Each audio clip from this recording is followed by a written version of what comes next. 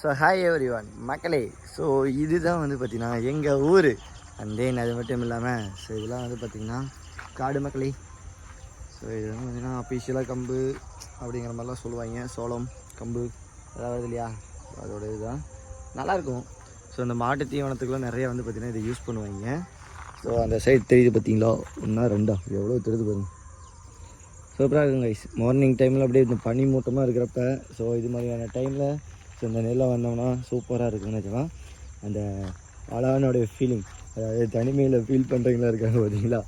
So அது மாதிரி பீப்புள்ஸ்லாம் வந்து பார்த்திங்கன்னா இது மாதிரி இடத்துல அப்படியே கொஞ்சம் ரிலாக்ஸாக இருந்தோம்னா இன்னும் நல்லா இருக்கும்.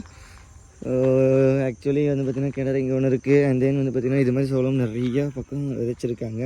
அண்டு ஃபுல்லாகவே அந்த கடைசி வரையுமே வந்து பார்த்திங்கன்னா நமக்கு எப்படின்னா ஒரு அந்த நெல் தான் ஃபஸ்ட்டு பார்த்திங்கன்னா அஃபீஷியலாக எல்லா பக்கமும் நடுவாங்க. இங்கே அந்த கடைசி வரையும் சரி, இந்த கடைசி வரையும் சரி நெல் தான் நடுவாங்க. பட் ஆனால் ஸோ இந்த ஒரு வருஷம் தான் வந்து பார்த்திங்கன்னா நம்ம சோளம் போட்டிருக்காங்க. என்ன கதைன்னு தெரியல அஃபீஷியலாக. ஆனால் வாய்க்கால் வந்து பார்த்திங்கன்னா அங்கே ஒன்று போகும் அந்த லைனில். ஸோ அந்த ஒரு வாய்க்காலில் வந்து பார்த்திங்கன்னா ஸோ அஃபீஷியலாக அங்கேருந்து தண்ணி வரும், சூப்பராக இருக்கும். ஸோ அந்த டைமில் வந்து வேறு லெவலாக விளையாடுவோம், குதிப்போம், நல்லா இருக்குங்க சின்ன வயசில். பட் ஆனால் இந்த வயசில் எங்கே போய் விளையாடுறது, என்னத்தை போய் பண்ணுறதுனே தெரியலை.